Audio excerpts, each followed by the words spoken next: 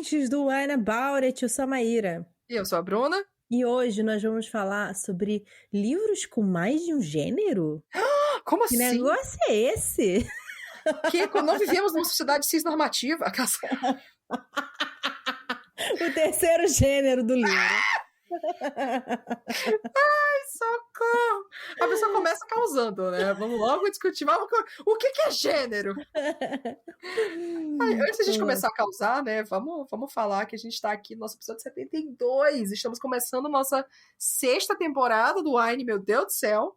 E estamos aqui graças a quem, Maíra? Nossos apoiadores maravilhosos lá no Catarse. Nicole Espínola, Mariana Gabriela, Laís de Baile, Clara Pantoja, Lucas Fogaça, Edson Chaves, Gabriel Mar, Leonardo Leal, Tamires Santos, Diana Passi, Rebeca de Arruda, Elon Marques, Paulo Hatch, Emiliane Firmino, Bárbara de Andrade, Natália Stein, Marina Luciano, Bruno Ávila, Letícia Guiar, Rafaela Viana, Adriana David e nossos apoiadores anônimos. Muito obrigada a todo mundo que apoia a gente aqui. Se você quiser ser apoiador também e quiser receber aqui nosso Momento Ressaca, que é um conteúdo extra que a gente faz exclusivo para apoiadores, que é um conteúdo que a gente passa muita vergonha para poder fazer, né? Acontece, tudo bem?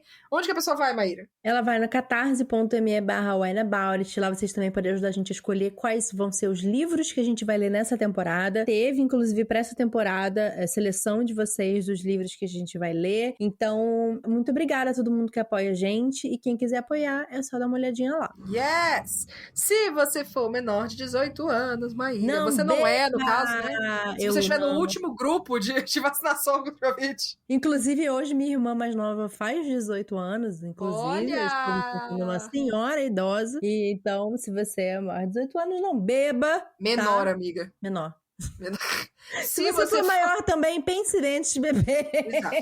Se você for dirigir ou operar maquinários grandes... Não bebe também, gente. Não bebe também. Mas se você for ficar em casa esperando a sua vez de tomar a vacina, for maior de idade e não estiver causando aglomeração, seu filho da puta, porque a vacinação ainda não terminou, beba com moderação. Olha só. O que você vai beber, amiga? Você vai continuar num Cacelero del Diablo. Cacelero del Diablo. Ai, gente, eu amo esse sotaque dessa menina. Em espanhol, é tudo. Esse é vinho tinto um suave não, desculpa, um vinho tinto seco. Meio seco. Né? Meio seco. Eu já estou para lá de Bagdá. É um vinho que eu estou achando bem agradável. E é um vinho chileno de 2018. E você? Eu vou matar essa garrafa que eu tenho aqui, que é um vinho Maipo, que eu tomei no último episódio. É um vinho de 2019, do Chile, Merlot, que diz que é fruity and tasty, mas ele não é nada fruity. Ele é tasty, mas ele não é fruity. Ele também é meio seco, e eu acho ele bem um sequinho bem... Tipo, ai, nossa, no ponto, assim, sabe? De sequinho, de... não é também muito complexo nem nada, assim, só é um vinho bom pra você ter em casa, assim, pra... deu a fim de tomar um vinho que dá uma esquentadinha, só pra ficar de boa. Eu vou botar isso na minha bio, fruity and tasty. Fruity and tasty.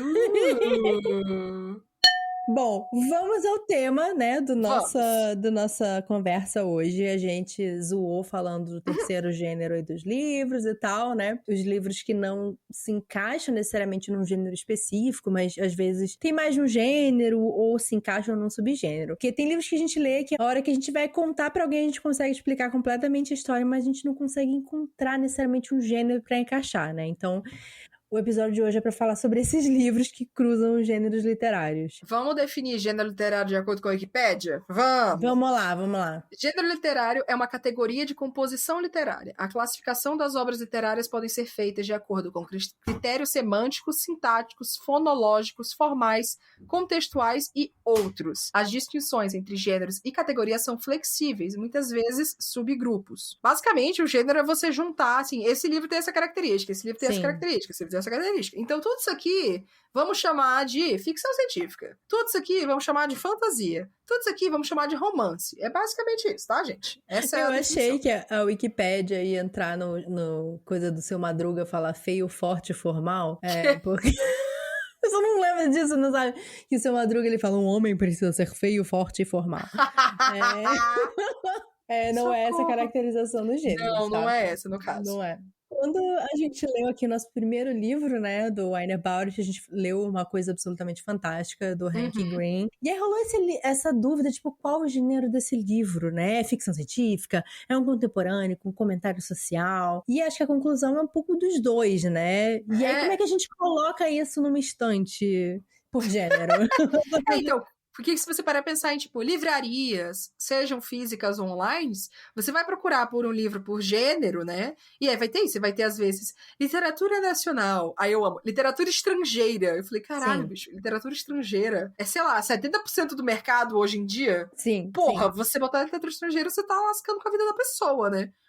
Quem organiza a estante por gênero, enfim, é uma confusão. Até porque a gente entra também na coisa de classificação etária, né? Ainda mais que a gente fala muito sobre o YA e livros middle grades, né? Jovem adulto ou infanto juvenil, enfim. Você tem vários jeitos de você classificar um livro. E às vezes a gente se prende muito em dar uma classificação.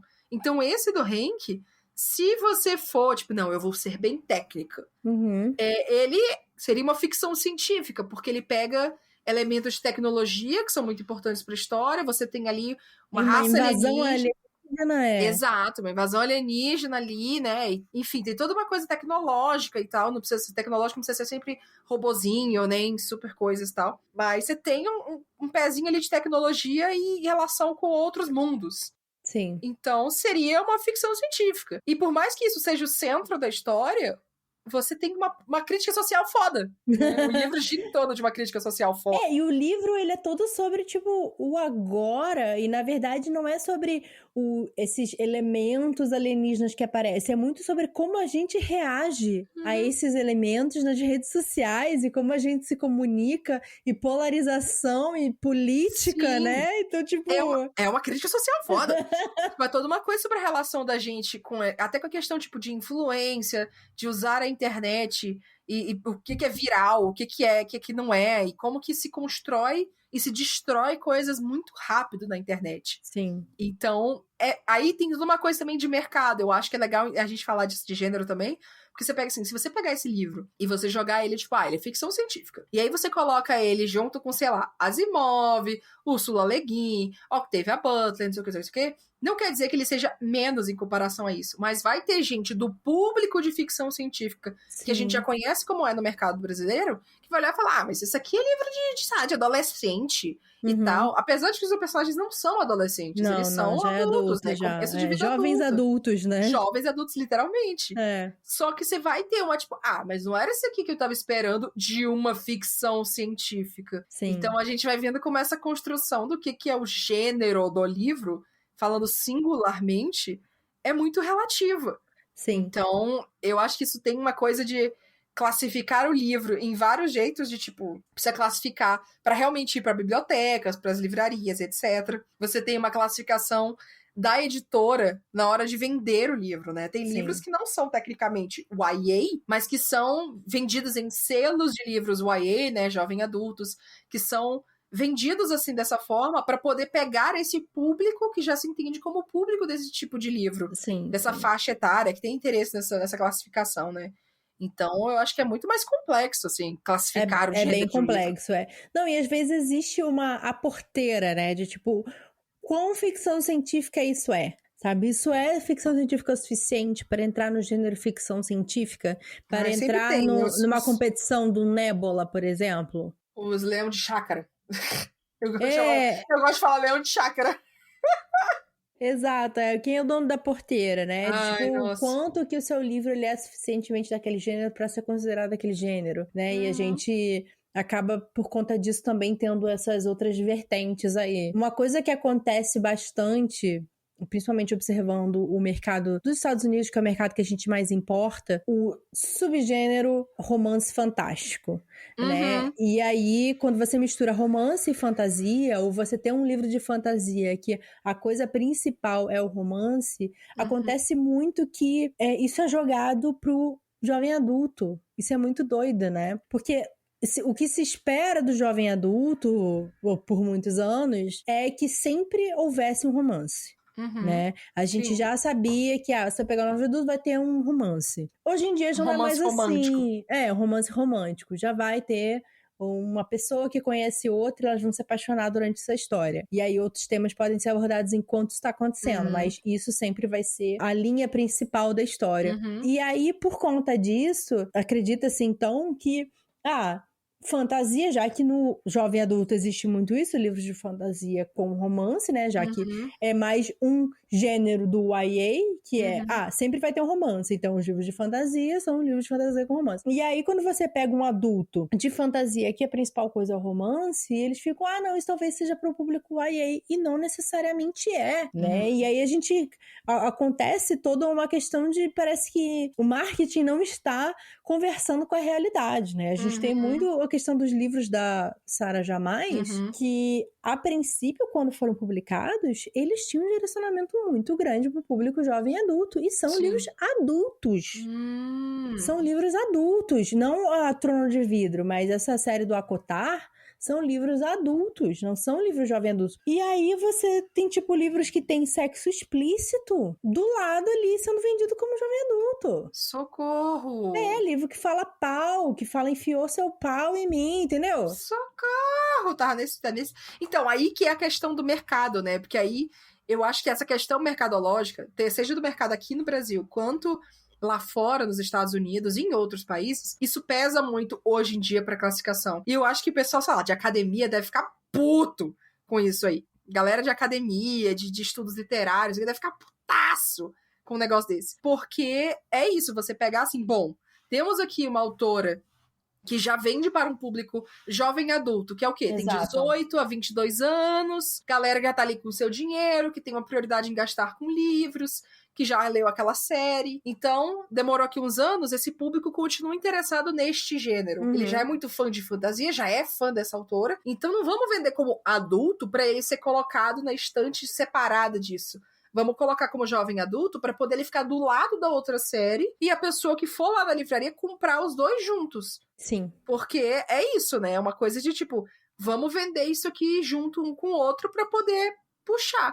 E eu acho que isso às vezes talvez dê muito trabalho para autores que escrevem um YA, que escrevem depois um adulto, que querem escrever um infantil, enfim. Sim. É engraçado que eu tenho reparado muito autores que a gente conheceu pelo YA, né, pelo jovem adulto, que estão fazendo isso, assim, tem um livro infantil, ou tem um livro middle grade, e aí estão começando uma série adulta. Sim. Às vezes porque eu tô tipo, não, eu acho que eu não consigo mais contribuir com essa voz jovem adulta, então eu vou escrever agora livros adultos. Sim. Só que esse público tem que acompanhar esse autor, né? Então, às vezes talvez seja o jeito da editora de vamos manter nesse selo, porque esse é o nosso selo jovem adulto. Então, o público que leu aquela série acompanha esse selo, não acompanha o selo adulto. Sim. Então, vamos vender dentro desse selo, porque aí a pessoa vai saber que lançou uma nova série. Talvez ela nem se importe se está classificada como YA ou como adulta, mas tem que saber que essa série saiu e que tá junto ali para quem gostou já. Sim. Então, eu acho que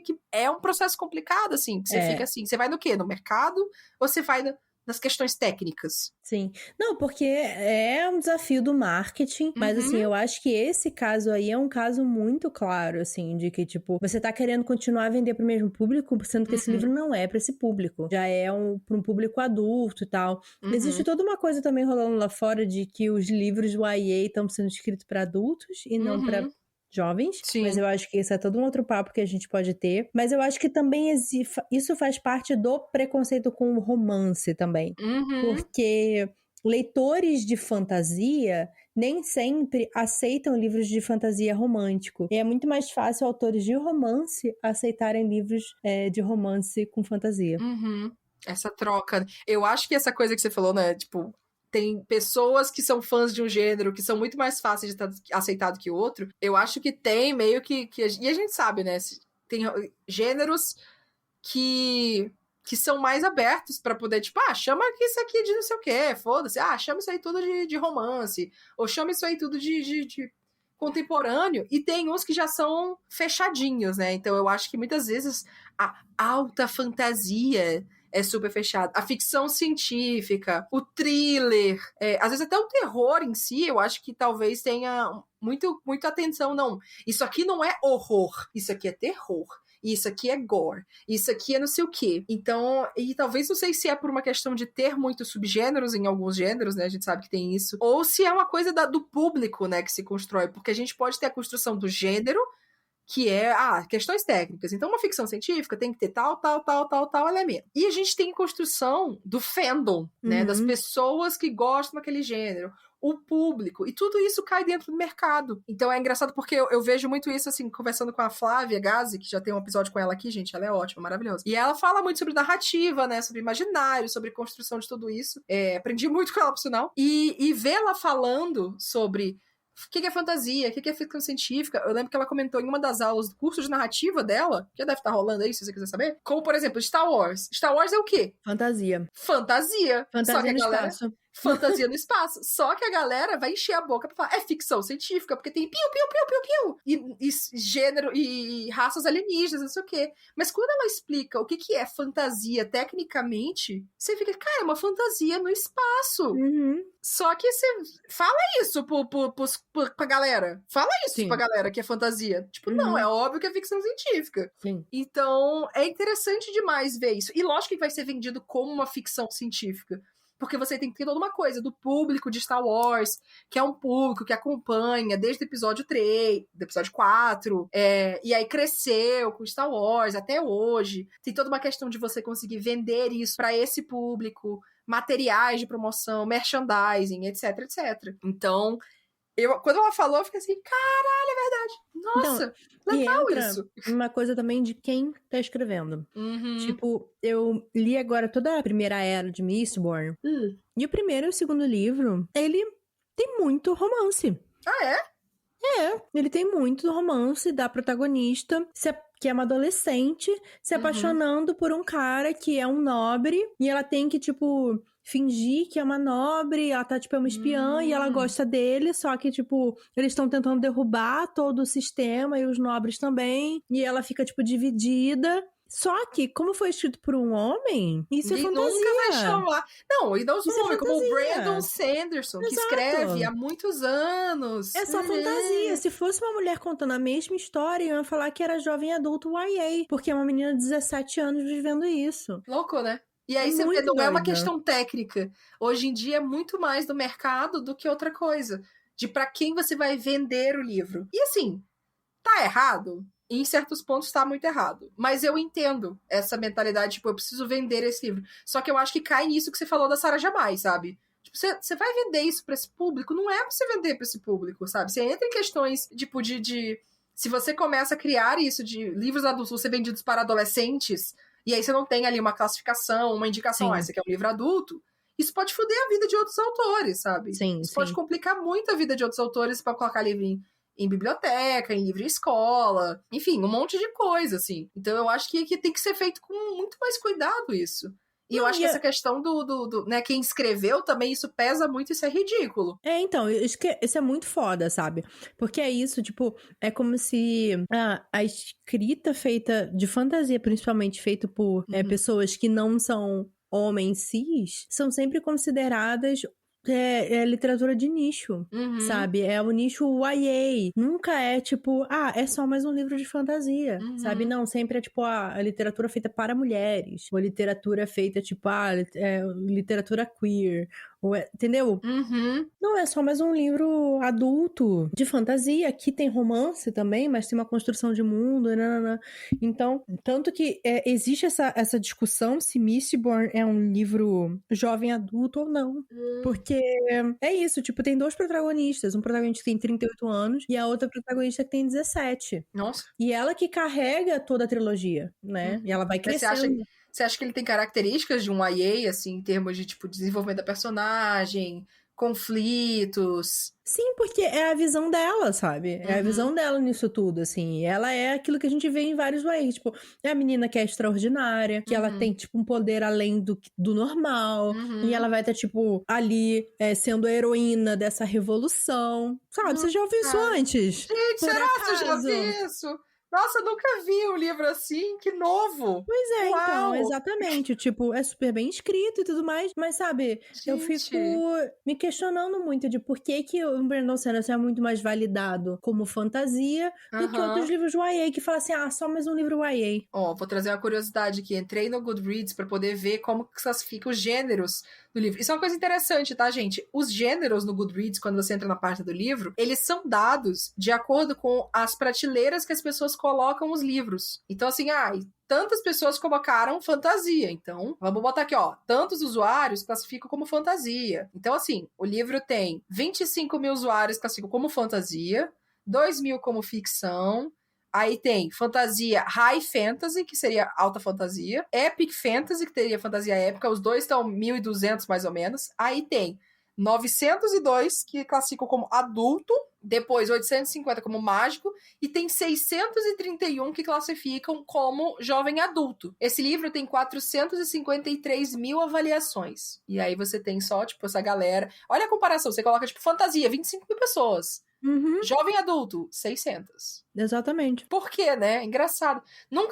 O autor nunca se falou sobre isso? Sobre como que ele chama o livro, né? Então, eu lembro que quando eu li pela primeira vez, eu achei que era adulto. Tá. E aí eu conversei com a Gelly, que foi minha amiga que me indicou, e ela falou assim, não, é o YA. Uhum. Eu fiquei, putz, que legal. Só que, desde então, eu nunca mais vi esse livro incluído em YA. Uhum. Só fantasia. Isso é muito doido. Vem muito também do autor, né? Se o autor escreve fantasia, porque eu acho que aí entra na coisa que a gente falou, só que ao inverso, né? Já que esse autor escreve muita fantasia, esse aqui é o YA, mas vamos chamar de fantasia para poder, quem já leu os outros livros, ler e nem ficar tipo, ai não, mas é jovem adulto, eu não vou ler. Chama de fantasia, que aí a galera lê. Exato. É, porque tem isso, assim, tipo, tudo bem se fosse, tipo, considerado YA, ou se o autor falasse, não, isso não é YA, mas por que que o público que lê o Brandon Sanderson tem preconceito com o YA? E não leria um YA, entendeu? Sendo que esse livro poderia facilmente se encaixar num YA, entendeu? Eu não tô falando que, obviamente, é todo leitor, mas, assim, isso é muito frequente em leitor de fantasia. Sim, sim. Olha, né, que esse assunto rende mais do que a gente pensou, cara, porque tem muitas nuances mesmo, né? Nossa, Sim, eu verdade. acho que principalmente quando você insere o romance na trama, existe toda essa coisa tipo, ah, não, é mais simples, é mais bobo, sabe? Tem um romance. Sempre é o mais bobo. Porque ser romance romântico deve ser mais bobo, né? Deve E ser se mais for escrito por levinho. mulher, com certeza. Uhum. Sabe? Aí é tipo, é mais simplório, não é tão importante, ou não é tão complicado, ou não é tão relevante. Não é um livro pra pensar, não é mesmo? É, exatamente. Isso é muito frequente. Tipo, com certeza, assim. É quase que imediato, sabe? A gente vê isso também na quantidade de autoras mulheres, no caso, que usam, né, pseudônimos, que mudam de nome pra poder escrever de outro jeito, enfim. Uhum. Sei lá, eu fico pensando na Victoria Schwab, sabe? Na sua esposa, Victoria Schwab, que escreve pra YA como Victoria Schwab Sim. e pra fantasia adulta, V.E. Schwab. Sim, sim. Sabe? E ela já falou várias vezes que, tipo, pessoas que leram o livro dela e falaram assim, nossa, nunca imaginei que você fosse mulher. É. Engraçado, né? Mas a mulher sabe escrever, né, bicho? Engraçado, parece que a alfabetização chegou para mulheres, olha só.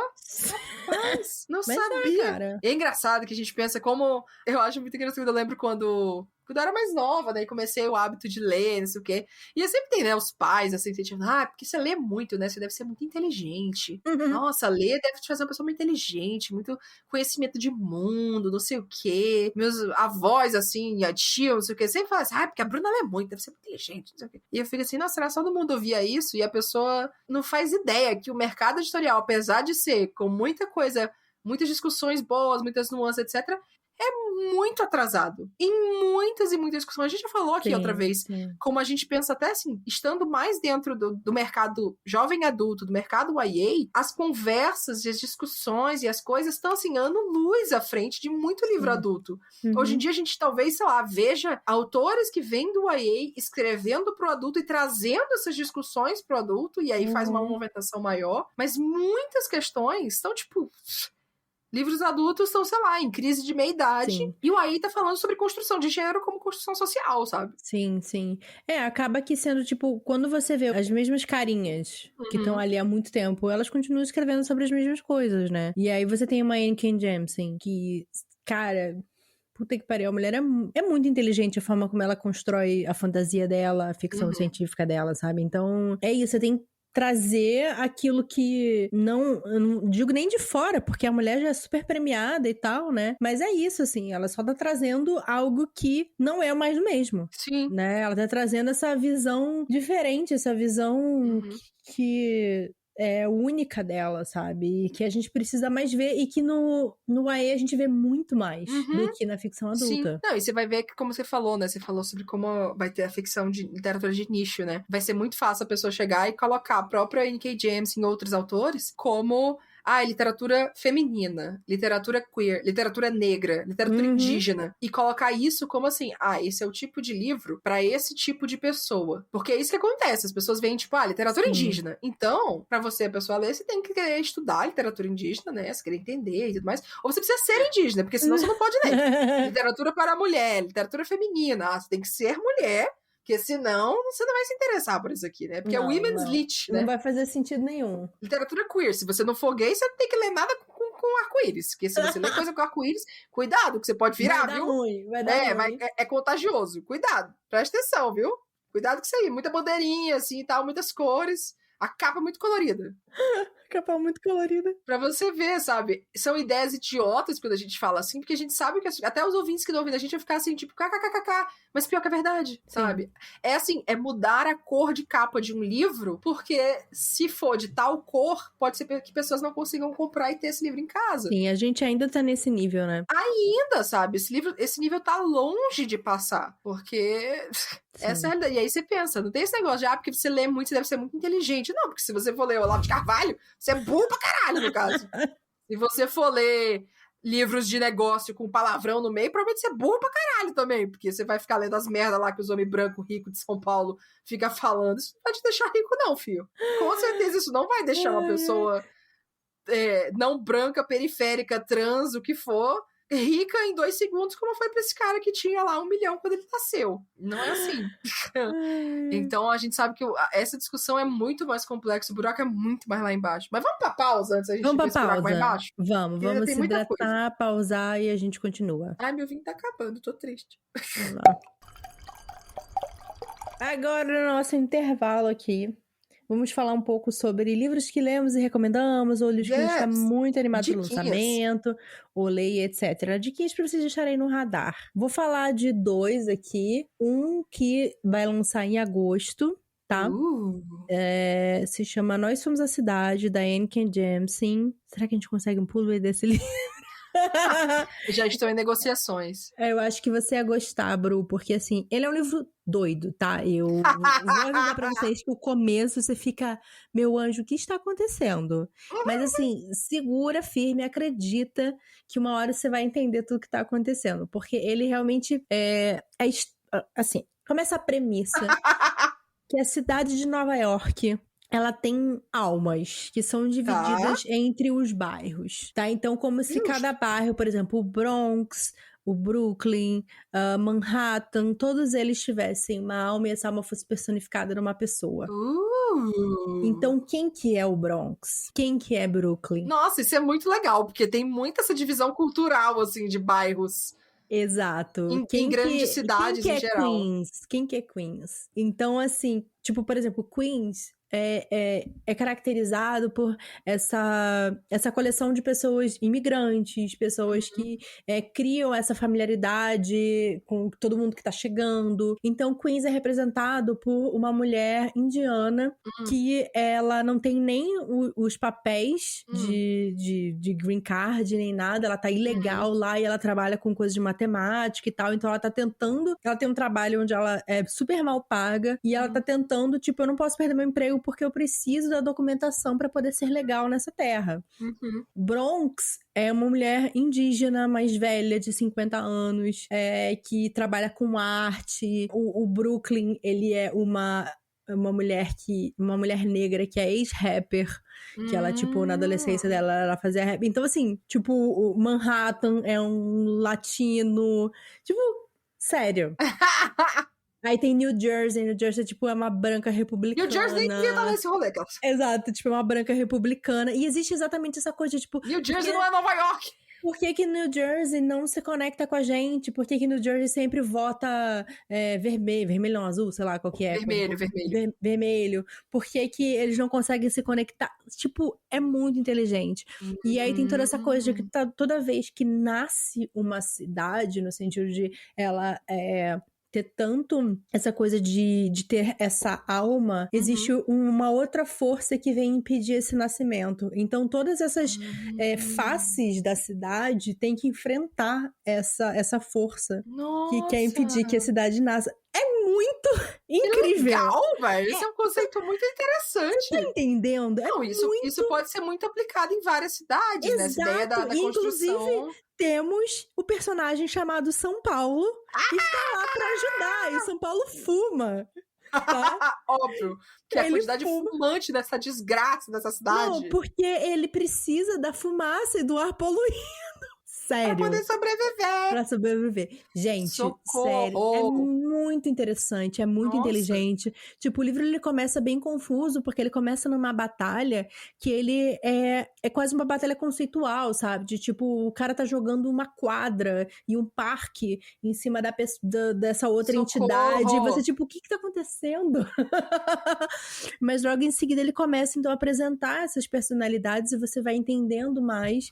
E aí elas vão tendo que se juntar, elas vão ter que se encontrar, né, pra poder... Não é um livro único, eu achei que era, mas não é.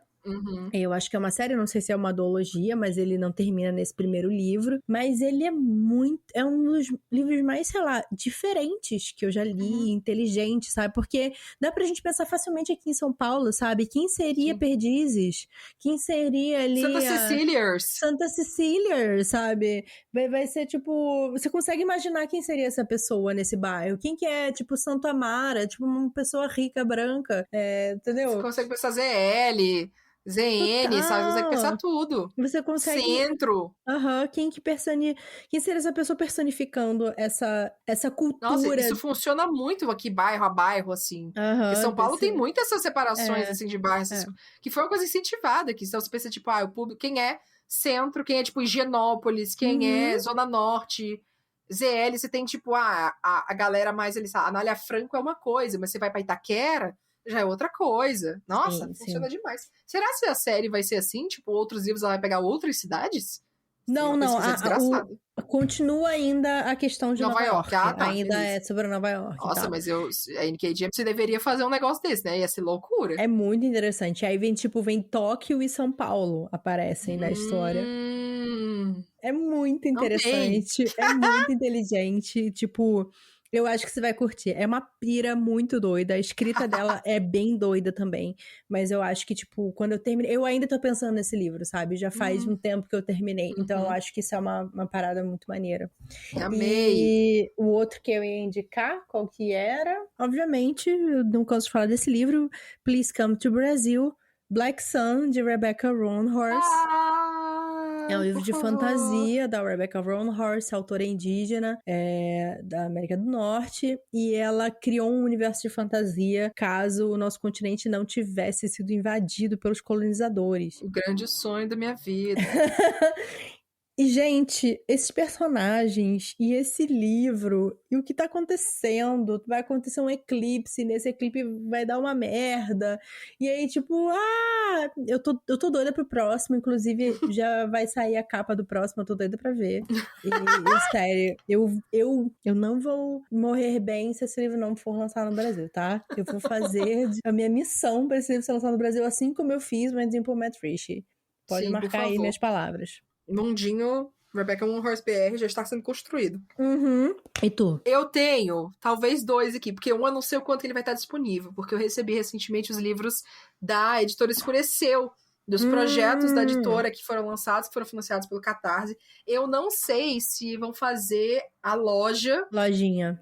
Pra poder vender esses livros depois, ou se vai imprimir de novo, enfim. Volpe, se vira aí, tá? Mas são 2 livros que foram lançados, eu recebi já os 2, que é o Não Tão Branca, da Jessie Fawcett, e tem o Clara dos Anjos, do Lima Barreto, um nacional. E aí, a Editora Escureceu tá com outro projeto, que quando esse episódio sair já vai ter terminado já, mas eu não duvido nada que tenham colocado outro. Então a rede social da Escureceu vai estar aqui embaixo. Que agora tá financiando o Fábulas Africanas... Calma. Fábulas e... alguma coisa com L... Africanas... É porque a sigla é FLAR. Fábulas e Fábulas Africanas, que são basicamente releituras de histórias de África contadas por autores negros. Então tem, tipo, nomes muito bons da diáspora. Nacionais, né? São todos autores brasileiros falando isso. Então tem, tipo, eu acho que tem Camila Cerdeira, tem o Waldson, que é um grande pesquisador de afrofuturismo. Tem vários autores muito bons, assim, fizeram uma seleção pra poder escrever. Te vira aí, Escureceu, pra fornecer os livros pra galera, saca? É isso, te vira. E além desse, eu queria comentar sobre um também que já vai ter lançado com esse episódio sair, que é Um Amor da Minha Vida. Uma grande paixão que eu quero que venda, feito água, que se chama Félix para Sempre, de Casey Callender. Sim. Que foi um livro que eu fiz a preparação. Olha aí, E eu o monopólio aí. Quase... monopólio! A pessoa prepara um livro a cada ano. Mentira, aí... você também fez o da Elizabeth Severo. 2, amiga, em um ano. 2! Calma, gay. Mas, nossa, Félix para Sempre é um livro maravilhoso, assim. Já que estamos falando sobre gênero, Félix para Sempre mostra como gênero é uma construção social completamente, assim. Como você tem o direito de você entender o seu gênero ao longo da sua vida. Você tem o direito de, tipo, de mudar de opinião, de entendimento, de qualquer coisa. Que você não tem prazo para poder entender quem que você é e que tudo bem você não ter todas as informações. E como que você se relaciona com as pessoas. Ai, gente, esse livro é tudo. Meu Deus do céu, esse livro é tudo! Nossa, eu sou muito puxa-saco desse livro, porque eu sei que ele tem coisas de tipo, putz, mas o Félix fez não sei o quê. Eu falei, sim, que é uma adolescente, no caso. Que é uma adolescente que tá aprendendo as coisas da vida, gente. A pessoa tem direito de errar. Claro. Mas, nossa, eu gosto demais desse livro. Eu fiquei muito feliz que a Editora Nacional tá publicando esse livro. Mais uma vez, a Editora Nacional, obrigada por tudo. E agora ele já vai ter sido lançado, já tá rodando aí por um tempo, então se você não conhece ainda, por favor, vá conhecer. A tradução é do Vic Vieira. Eu fiz a preparação. E a capa... Não é Limão que fez a capa. Mas a capa é lindíssima também. Foi uma outra pessoa que fez. E eu acho que é uma pessoa não binária também que fez a capa. Enfim, eu sei que a capa tá ótima. A edição brasileira realmente ficou muito boa. E eu vou panfletar esse livro em absolutamente todo lugar do mundo. Se vocês ainda não viram eu falando sobre isso no Twitter, vocês vão ver, gente. Porque, olha... Tem que ler ainda. Amiga, se prepara. Se prepara. Se prepara!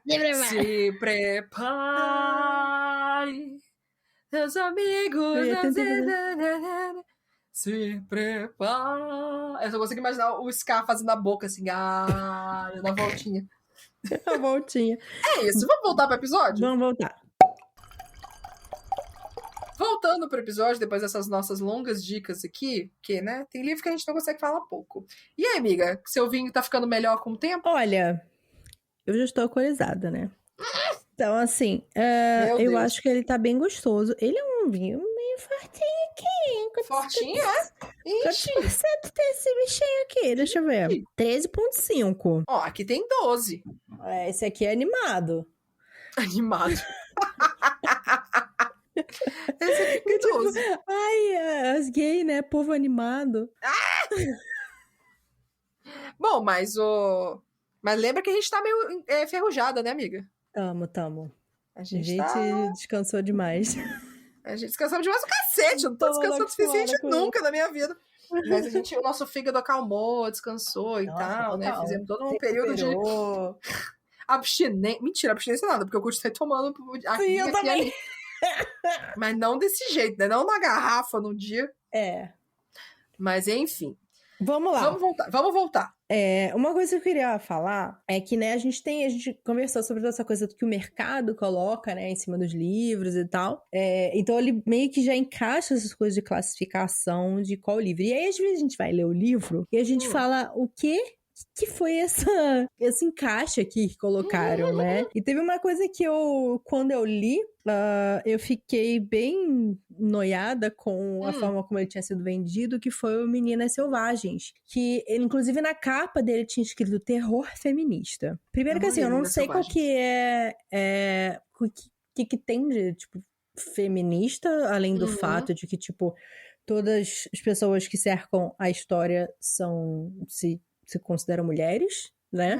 E algumas pessoas queer. E relacionamentos românticos entre mulheres. É basicamente isso. Então, assim, eu não sei. O livro, ele não tá preocupado com sei lá, passar nenhuma mensagem feminista, nem nada disso, tá? E aí, ele é um livro que eu acho que ele é muito mais horror e gore do que terror, né? Tá. Ele é mais um horror físico, né? De tipo, você ter uma mutação em que seu braço é na verdade, uma garra, e você, sabe, ter sei lá, um rabo de não sei o que lá, entendeu? Um olho de peixe. Então, ele é muito mais sobre causar esses estranhamentos de mutação do que uma coisa de terror, né? Tá. Então, eu acho que ele se encaixa mais no horror, no gore, tipo, tem pessoa que sei lá, é aberto e morre, sabe? E aí, tipo, os órgãos pra fora, uma coisa assim. Então, ele tem mais essa característica, né? E eu acho que ele se encaixa mais nisso, assim, do que terror feminista. E eu acho que ele também é muito mais, tipo, esquisito, sabe? Ele, sei lá, weird fiction do que qualquer outra coisa, sabe? Então, quando eu vi terror feminista, eu sei que muita gente se afastou desse livro por conta dessa chamada, sabe? Tipo, primeiro, não gosto de terror, tenho medo. E segundo, tipo, estava esperando uma coisa mais feminista e não achei muito. E isso foi uma coisa específica da venda desse livro no Brasil, tá? Sim. Eu acho que talvez essa coisa do terror feminista tenha ido pelo contrário, né? Porque muita gente pode ter, tipo, é terror porque terror é muito mais fácil de explicar, entre aspas, do que gore, do que... e qual a diferença entre horror e terror? O que é weird fiction? Porque terror é tipo, coisas que dão susto, que são assustadoras em geral.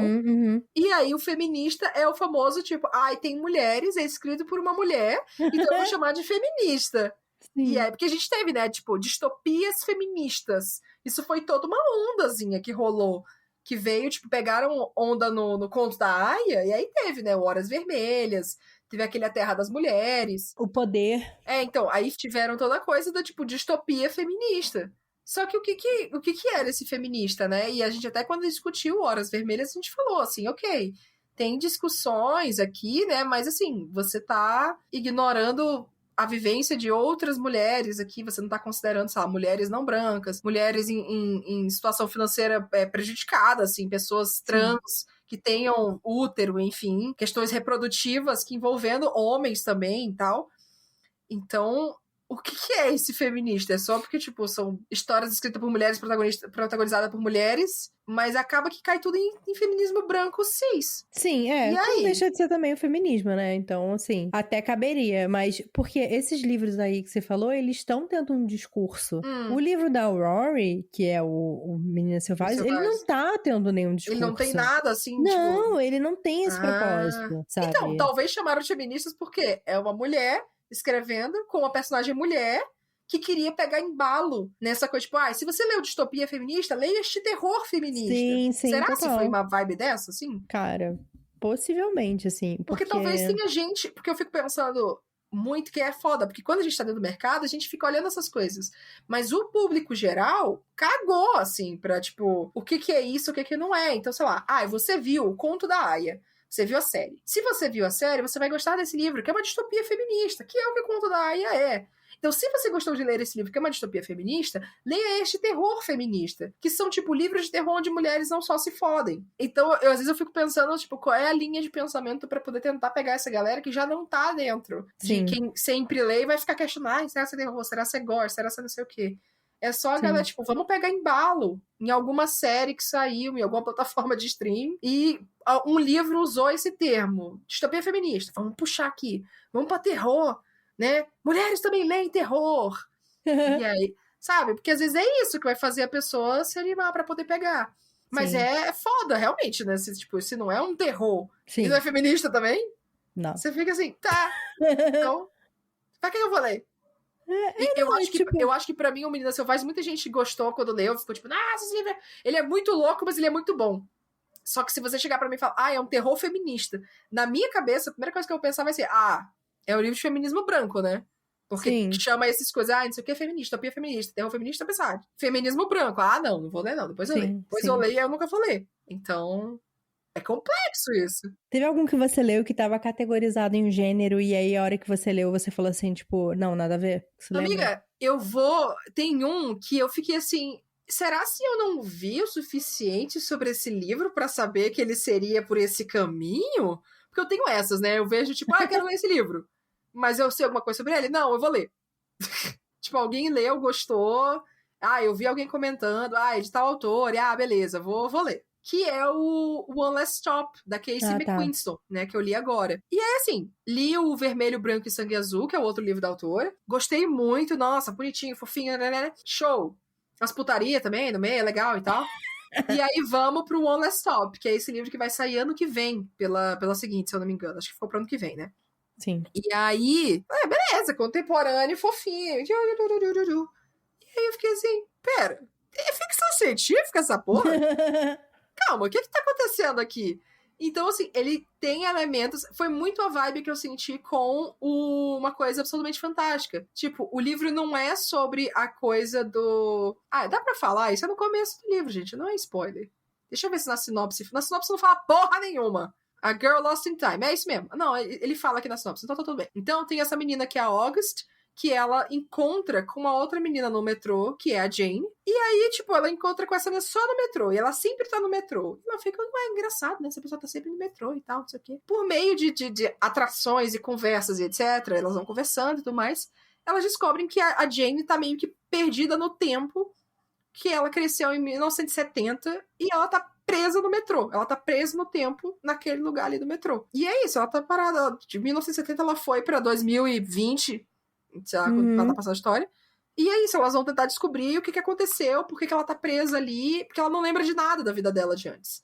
Então elas vão meio que encaixando as peças das coisas, tipo, como que você veio parar aqui? O que você fazia antes? De onde que você vem? De onde que é a sua família? Quais são as coisas aqui? Vamos juntar as peças. E meio disso, obviamente, que elas vão gostando uma da outra, né? Óbvio. E aí, eu fiquei assim, de onde que vem essa ficção científica aqui, gente? Esse negócio de viagem no tempo, esses negócios aqui? E não é o foco da história. Tipo, tudo bem, não é o foco da história, mas é uma parte muito grande da história. E eu acho que isso, na verdade, prejudicou um pouco o eu gostar da história. Eu não gostei tanto, assim, que eu acho que foi muito, sei lá, muito achar que o Zeitor não se importa, que o Zeitor são meio burro, às vezes. Tipo, umas coisas que eu falei, mas você podia ter feito alguma coisa aqui, né? Podia ter explicado isso aqui, eu podia ter feito alguma coisa diferente. Ficou aleatório algumas coisas. Mas ninguém vai falar desse livro como ficção científica, né? Sim. Ninguém vai chamar esse livro de ficção científica. Ele vai ser literatura LGBT. Sim. Literatura romance contemporâneo. E ele é contemporâneo. Ele fala muito também sobre, tipo, a August morando em Nova York, e tem os amigos dela com quem ela mora. Os personagens são muito legais, assim, tem muito uma coisa de Chosen Family, sabe? Da galera ser muito unida e tudo mais. Então, pra mim, ele é tudo de um livro contemporâneo, toda a questão do romance, o tempo que ele se passa e tudo mais. Mas ele tem um pezinho ali na ficção científica, porque ele tem viagem no tempo, querendo ou não. Sim. Então, eu não esperava que fosse aparecer essa viagem no tempo do nada, mas aí estamos. Gostei do livro? Médio. Médio. Poderia ter gostado muito mais. Eu fiquei muito triste que eu não gostei o tanto que eu poderia ter gostado. Mas tudo bem, tá tudo certo. Ainda assim, pode ser legal a leitura. Leiam aí quando sair. Mas eu acho que teve isso. Não teve muitos que fugiram assim. Eu acho que uma coisa absolutamente fantástica é meio que você não sabe que porra é que tá acontecendo, né? Você vai descobrindo aos pouquinhos, você fica nesse meio perdido, assim. Sabe uma pessoa que faz essas... Não é que seja difícil definir o gênero tecnicamente, mas que é curioso, é a A.S. King, que é uma autora de livros YA. Ela tem o Reality Boy, ela tem A História do Futuro de Gloria O'Brien, nós vemos Formigas, enfim, ela tem vários livros já publicados aqui no Brasil. Ela é uma autora YA, sabe? Tipo, são questões de jovens adultos, contemporâneos, galera na escola, essa coisa de fase adulta pra fase adulta e tudo mais. Só que ela tem muito um pé no realismo fantástico ali. Tipo, muito, muito, muito, muito, muito. O Glory O'Brien é com certeza um realismo fantástico ali, mas ele não deixa de pegar ali um YA, que tudo bem, o YA não é gênero, é classificação etária. Mas você tem um conjunto de características que formam uma literatura YA, né? Querendo ou não. Sim. Então, você fica meio tipo, nossa. Então, e aí você fica, esse livro nunca vai ser colocado em realismo fantástico. Ele nunca vai ser vendido junto de Gabriel Garcia Marques. Gabriel Garcia Marques que escreve sim. Nunca sim. vai ser colocado junto na mesma lista, sabe? Como realismo fantástico. Por que não? Sim, sabe? Por sim. que vai mais pra um gênero do que pra outro? Tem um livro também que eu acho muito legal, assim, que, tipo, você pode classificar ele de um jeito, você pode classificar de outro, que é de uma autora indígena brasileira, por sinal, que tá aqui gravando esse podcast, que se chama... Eu vou deixar ela falar. Alô, Maíra, pode entrar aqui, por favor. O que encontramos nas chamas. Mas real, amiga, quando você escreveu, você pensou, tipo, qual o gênero dessa história que eu tô escrevendo? Você pensou, tipo, isso aqui é uma história assim. É assim, eu já sabia esse elemento psicológico / mágico que ia ver na história, né? Tá. E eu sempre gostei muito dessa ideia de você trabalhar elementos psicológicos, principalmente de como a gente lida com trauma de forma mágica, né? E principalmente quando a gente tá falando de criança também. Tem um livro que eu amo muito, que é O Oceano no Fim do Caminho, do Neil Gaiman. E ele fala muito sobre essa criança lidando com a separação dos pais. E tem essa mulher que meio que entra na vida, né, da família dos pais. E se você só lê como um livro de fantasia... Tipo, é uma criança que entra na floresta e aí entra uma minhoca no pé dela e aquela minhoca se transforma numa bruxa e aquela bruxa vai entrar na casa dele e começa a acontecer um monte de coisa errada na família dele e o pai dele começa a ser, tipo, meio hipnotizado por essa bruxa e não sei o que lá. Socorro. Mas, tipo, a hora que você parar pra pensar, é a história da separação de uma família. Entendi. Entendeu? E muita gente odeia O Oceano no Fim do Caminho, muita gente não gosta do Oceano no Fim do Caminho. Eu falei, gente, vocês não entenderam esse livro.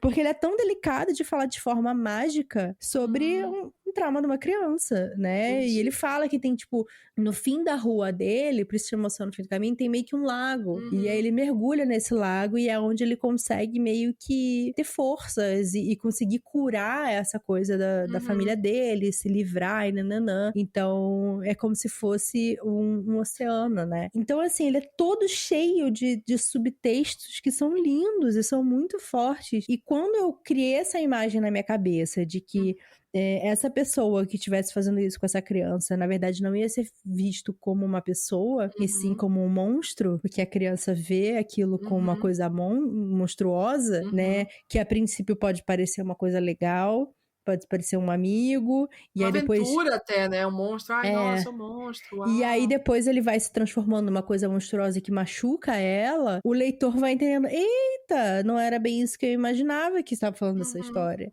né? Então, pra mim aquilo já era realismo mágico, mas a própria configuração do que é realismo mágico é muito complexo. Quando eu fui colocar ele pra vender na Amazon, eu até falei com a Tassi, eu falei, Tassi, eu acho que meu livro é realismo mágico. Eu falei, se você acha, então é. Então é. Se você não tem certeza, escreveu. provavelmente é. Porque, assim, realismo mágico é uma coisa muito doida, assim, que a gente não tem muito certeza, assim, uma definição muito certa do que é o realismo mágico, né? Obviamente, assim, vai ter descrições do que é, mas eu acho que quando a gente escreve... Pra mim é muito isso. Eu sou muito fã de realismo mágico, eu amo. Mas eu acho que o realismo mágico, ele é um gênero que ele fica ali meio, tipo... Tá, isso é realidade, isso é fantasia, isso é o quê? Né? Acho que nem as pessoas sabem muito. Eu acho que é raro as pessoas falarem assim, ai, nossa, meu gênero favorito é realismo mágico, né? Porque, não, às vezes é sci-fi, às vezes é contemporâneo, porque pode ser um livro de drama, só se você quiser. Ah, o gênero é drama. Ah, o gênero é, sei lá, sabe? É contemporâneo o gênero. Ah, não, o gênero é realismo mágico. Então, isso é muito doido isso, né? Eu acho que é interessante quando a gente pensa na tua história, principalmente, né? O que encontramos nas chamas disponível na Amazon, tá, gente? O link tá aqui na descrição. Porque aí, você pode puxar pelo realismo mágico, mas você pode botar ele como...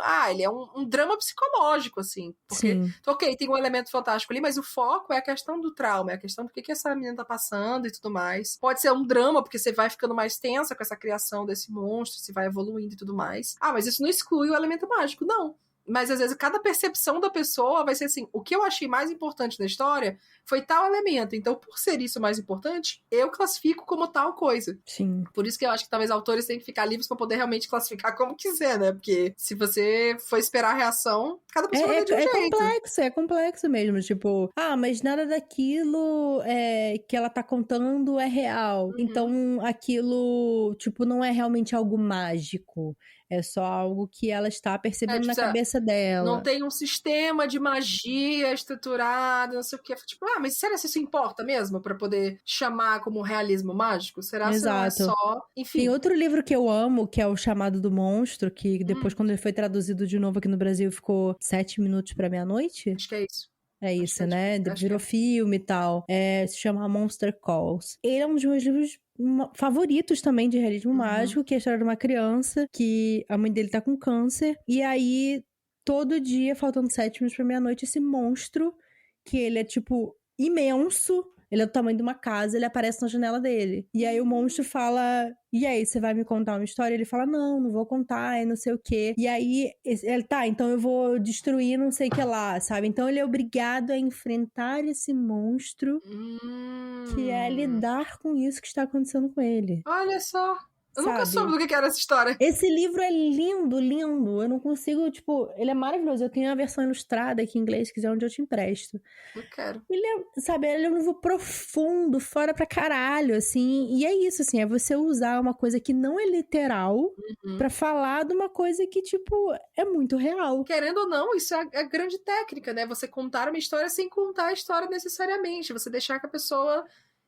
Você tá contando duas histórias ao mesmo tempo. Exato. Você tá contando a história que você tá contando, mas você tá falando outra coisa ali em paralelo. Exato. E esse processo de entender esse paralelo, às vezes vai ser diferente para cada pessoa, e às vezes vai ser realmente processar isso, vai ser o que vai fazer aquilo clicar pra pessoa. Sim. E entender, tipo, nossa, isso aqui que aconteceu. Nossa, isso aqui que é real. Nossa, isso... Então é a interpretação de texto, gente. É desenvolver a interpretação de texto, no caso.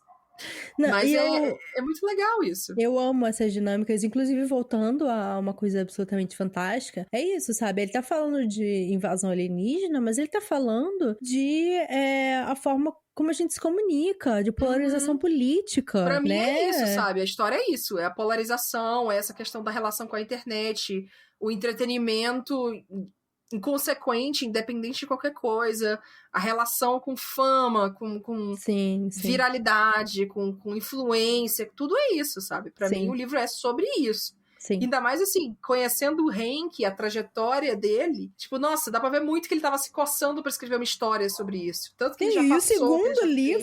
O segundo livro é tipo, e se a gente deixasse, tipo, as grandes corporações cuidassem das nossas vidas, sabe? Do nosso subconsciente. Tipo, já é mesmo isso mesmo.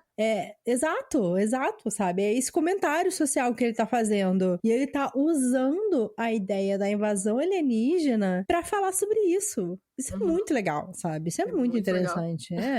Dá pra fazer muito essa análise. Eu acho que é importante a gente... É interessante a gente ver como que o mercado classifica cada história e criticar isso, né? A coisa tipo, mas isso aqui é uma fantasia? O que torna isso uma fantasia? Mas isso é um livro YA? O que torna isso um livro YA? Pelo exercício da crítica, sabe? Por essa questão de pensar em livros de autores que não são YA sendo vendidos para esse público. E entender, tipo, isso aqui tá sendo vendido para esse público e tá chamando de YA por causa disso. Não é porque necessariamente é um livro assim... E esse livro aqui, ele tá sendo vendido como fantasia, mas ele também é um romance. E eu acho que isso que veio toda a ideia, né? Nunca chama um livro só de um gênero, porque afinal não tem só um. Você vai ter várias interpretações, enfim, e você pode ter uma análise acadêmica, você pode ter uma análise mercadológica, você pode ter uma análise que você fez pergunta pra um monte de gente, perguntou, o que você acha que é o gênero desse livro? Eu acho que é tal coisa. E as três coisas podem ser diferentes. Sim. Porque acontece. E às vezes também tem uma expectativa de se vender aquele livro, né? Tipo, o próprio Vermelho, Branco de Sangue Azul, ele não é um livro YA. Não, gente, ele não é, tá?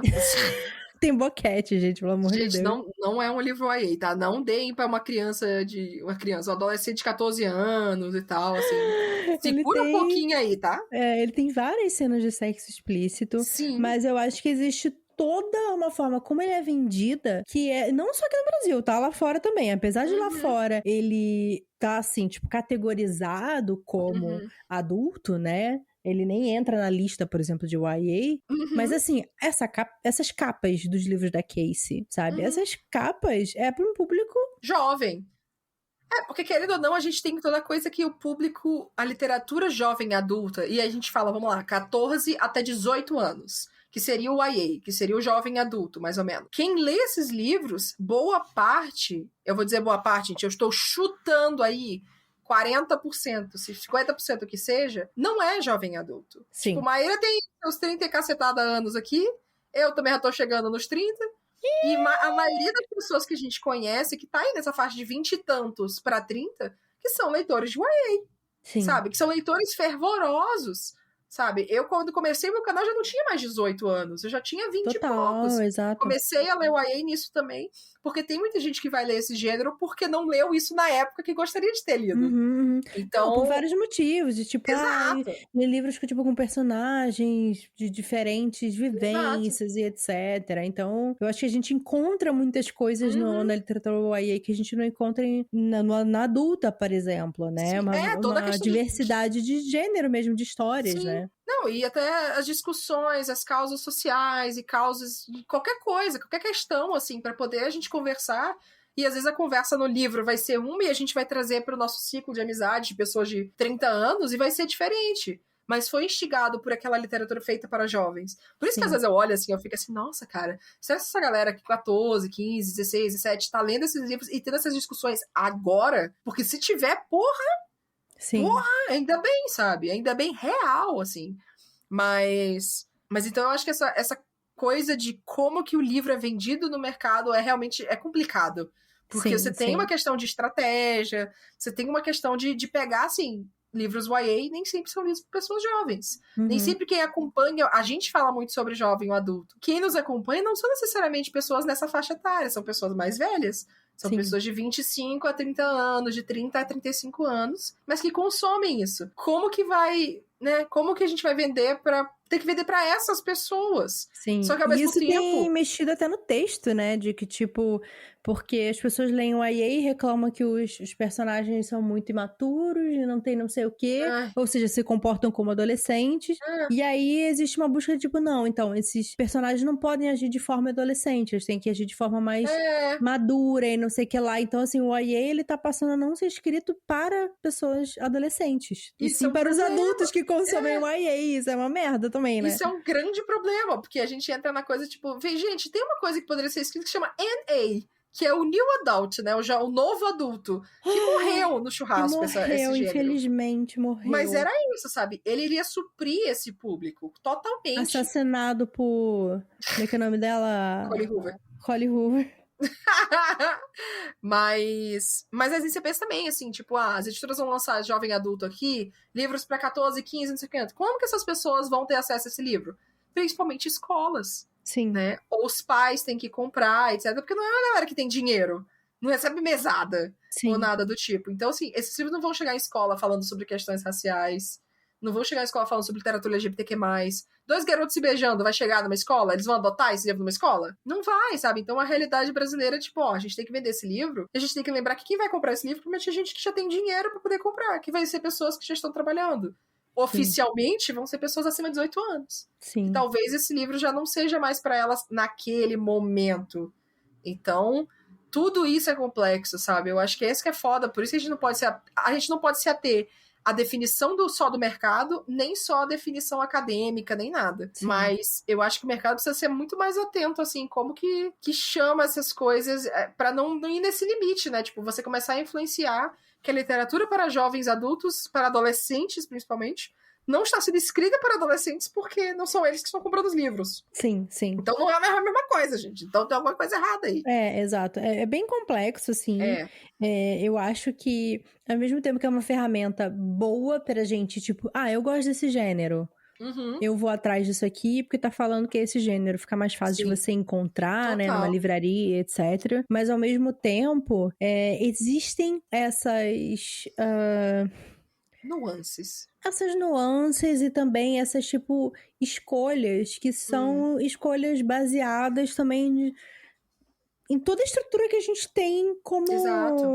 como sociedade, né? Então, essa coisa toda que a gente falou de, tipo, livros de fantasia escritos por mulheres, eles provavelmente não vão ser considerados só um livro de fantasia, sabe? Ao mesmo tempo que se você mudasse ali o nome de quem tá escrevendo, talvez tivesse uma repercussão diferente. Então, existem todas essas bias. Como é que escreve? Como é que fala isso em português?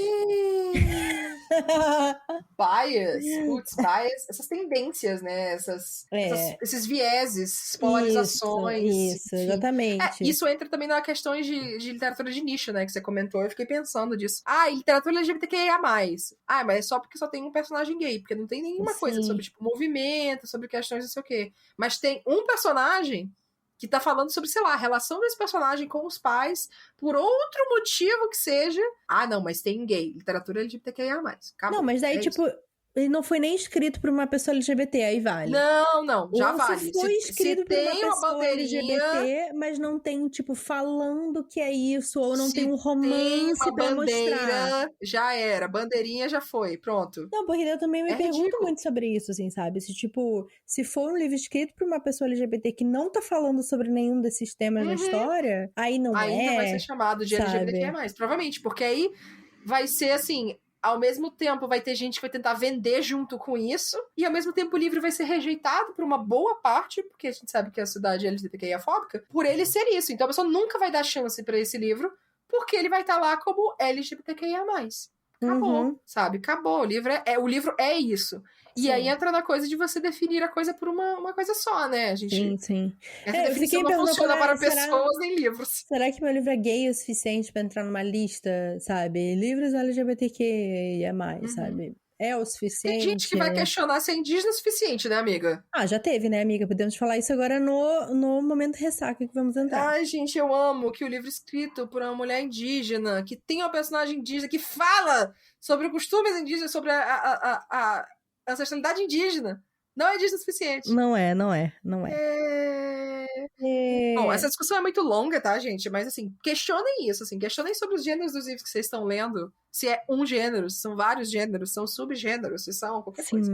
Sim. Eu acho que tem muito pano pra essa manga. Isso. Vamos encerrar, então, gente.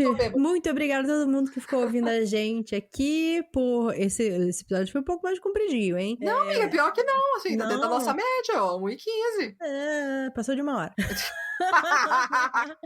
Espero que vocês tenham gostado. Pra apoiar a gente, não esqueçam de passar lá no catarse.me/wineaboutit, nosso espaço para os apoiadores. Vocês podem ouvir também o Momento Ressaca, onde pode ajudar a gente a escolher os livros que a gente vai ler nessa temporada e manter também nosso podcast existindo, né? Para que ele não acabe. Sim, por favor. Não é fácil manter podcast na pandemia. A gente tem que pagar o digão, a gente tem vinho para comprar, livro para comprar. Exato. Então, tudo isso aqui custa, tá, gente? Mas a gente gosta muito de fazer, tá tudo bem. Apoiem a gente se vocês puderem. Se não puderem, compartilhe com alguém que possa querer apoiar. E continuem ouvindo podcast sobre literatura. E continuem lendo, por favor, porque o mercado editorial tá uma bomba, tá, gente? É isso. E leiam o livro de Maíra, o que encontramos na chão. Está disponível na Amazon. Vou colocar o link aqui na descrição pra todo mundo ler. Ele é indígena o suficiente, sim, tá? Só pra todo mundo saber. Tá? É isso, gente. Como é que fala, amiga? O branco ruim? Fala, Fogcoreg. Fogcoreg. Coreg. Amei, gente. Olha. Amiga, muito obrigada por mais um episódio. Até o próximo. Até mais.